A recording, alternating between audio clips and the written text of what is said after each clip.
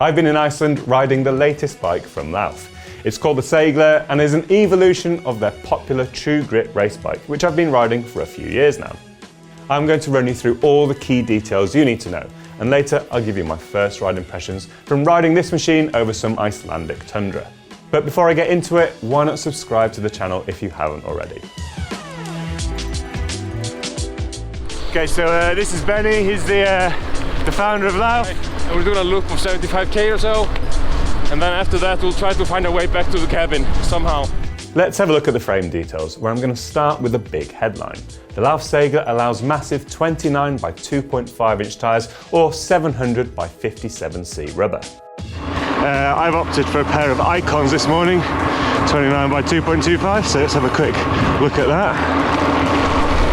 I ride True Grit at home, which is a previous kind of generation of this bike, so it's going to be really interesting to see how the bike kind of copes with bumpier, rougher gravel with, you know, bigger tyres and a more compliant frame.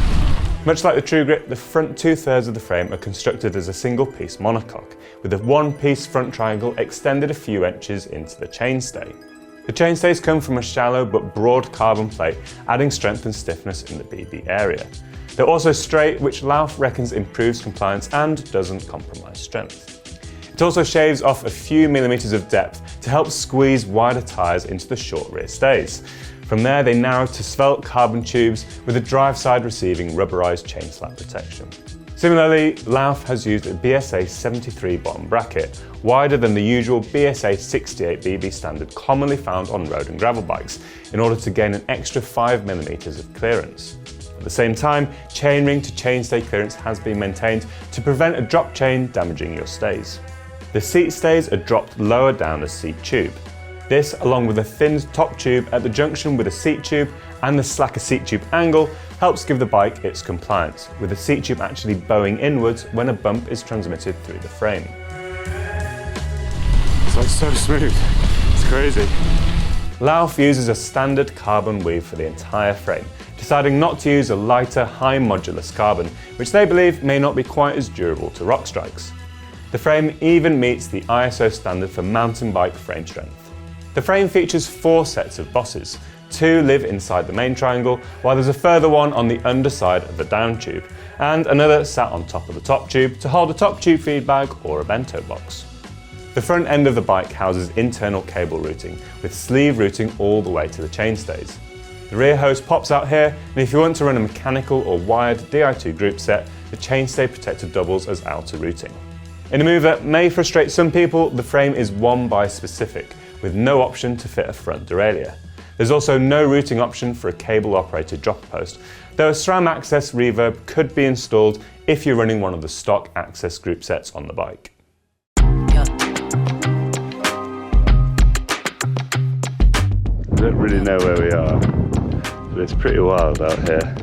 The Seigla comes in 3 spec levels: the more affordable Weekend Warrior Wireless, the Race and the top-end Ultimate, and I was riding a slightly modified race model with a carbon wheel upgrade from E13. Prices are yet to be confirmed, but they're said to be inflation-adjusted equivalents to the current True Grit range, so expect them to be a few % higher. Lauf will offer the Seigla with a rigid fork option. However, my test bike came with their unique leaf-sprung 30mm travel Grit SL fork. The Grit SL fork has been around for a while now, but if you haven't seen it before, it works like this. 12 glass fibre springs join a pair of dogleg links to the fork's legs, giving 30mm of travel limited by rubber bumpers on the legs to prevent damage when the full extent of the travel is reached. The fork has been slightly updated for use on the Seigla. Thankfully, it now uses a more common 12 by 100mm axle rather than 15mm, and the shoulders are broader to accommodate the wider tyres. The cockpit features a short 70mm stem from FSA, which holds Lauf's smoothie bar. This carbon drop bar has glass fibres running through the tops, which Lauf says is there to provide vibration damping. I'll give my thoughts on front end comfort when I come to my ride impressions. The top of the bar has a 3-degree back sweep and then a tight radius to the hood extensions. The drops are shallow at 125mm and there's 16 degrees of flare. SRAM's Rival Access drivetrain features a wireless connection from shifter to derailleur. It comes with a 10 to 44 tooth cassette, Their brakes feature two, with the rival calipers clamping onto 160mm rotors. The E13 XCX gravel wheels have an internal width of 24mm. At the time of going to press, 40C Maxxis Rambler tyres will be fitted, though we believe these will be changed to 45C rubber down the line. I tested the bike both with Maxxis 700x50C Rambler tyres and 29x2.25 Recon Race 3C tyres. The Seigla has, within a millimetre or two, the same geometry as the true grit. While tyre widths have been increased and the bike has a suspension fork, it's still a race-orientated gravel bike. Lauf has given the bike super short 425mm chainstays at the back. This, they say, is to give reactive, snappy handling. It's paired with a relatively long front end, which they believe gives the bike additional stability when going fast and over rough or loose terrain. Stems are shorter than we often see on gravel bikes too. Yep, bigger tyre clearances, shorter stays and stems. Bang on gravel trends in 2022. Oh my god. Oh, there's a puddle! My feet are soaked. This first ride is based on a couple of rides on the bike's launch in Iceland. We covered around 140 kilometers of gravel, and Iceland being, well, a land of ice, climbing and descending opportunities were limited due to snow cover on their gravel roads. So I just hit 20k, we just hit a headwind, we just hit a very straight road, and I just dunk my feet in some ice water. So we've got a crew going on. So it's all good. Setting up the bike was simple. The fork has no adjustments, the cockpit was largely to my liking, and my saddle height fell within the bracket for the medium bike I rode. If you're interested, I'm 182 centimeters tall. I ran the 50C Maxxis Rambler tyres at around 35 psi and the 29x2.25 Recon races at 30 psi. A full review will be written once I've spent more time on the bike on more familiar routes, and once I've had a chance to test the bike back to back against its competitors. Let me know in the comments if you want to see a video on that. The Seigla is a comfortable place to sit and spin.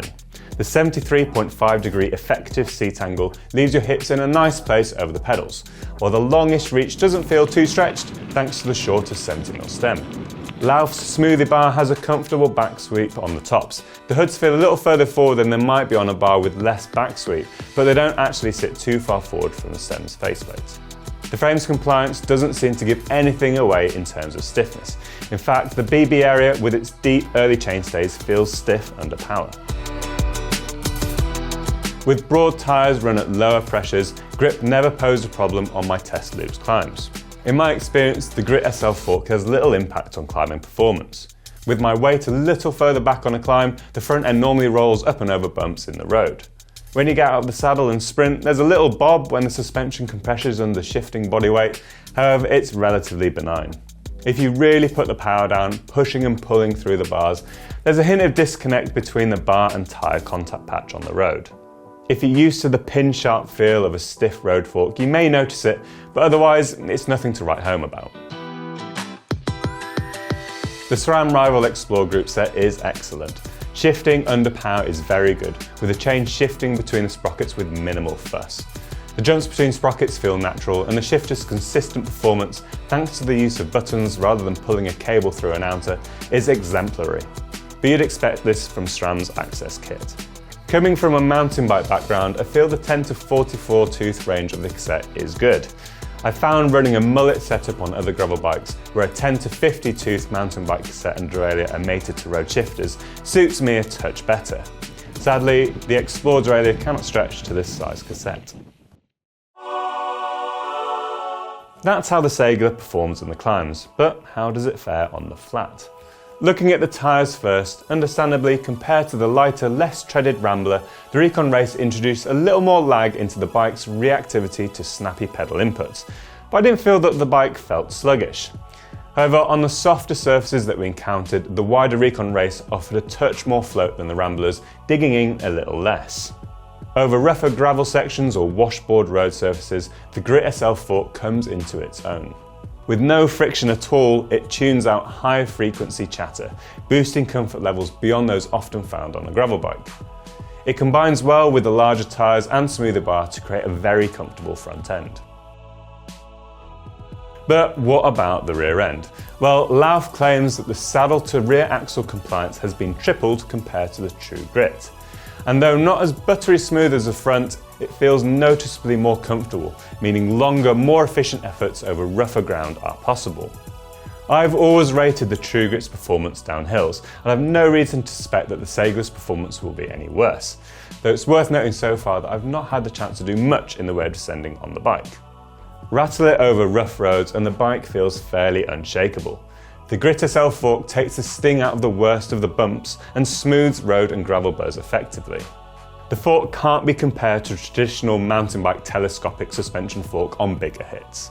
It's undamped, doesn't have a progressive spring rate, and only has limited travel. As such, I feel comparisons are unfair. That said, I'd like to spend some time on the RockShox Ruby to see how the two forks actually compare. I have found it possible to get the fork a little confused on more mountain bike descents. Steep and rough sections where heavy braking is required can induce some twist and twang to the fork. Under normal gravel riding conditions though, it's unlikely that this would be noticeable often, nor cause much of an issue in my experience. The True Grit garnered many fans thanks to its stable handling and smooth front end. The criticisms it faced as gravel evolved, such as the limited tyre clearance and highlighting of the rigid rear end thanks to the smooth front, have been addressed with the Seigla. Proof though will be in more detailed testing on home ground when the bikes arrive with us here in the UK. Once it does, we'll bring you a full review. However, the signs are promising. What do you think? Is the Seigla the definition of a modern gravel race bike? Or do you think they've missed a trick here? Let me know in the comments. If you like this video, then give it a thumbs up, subscribe to the channel, and if you haven't already, hit the little bell icon so you know every time we post a new video.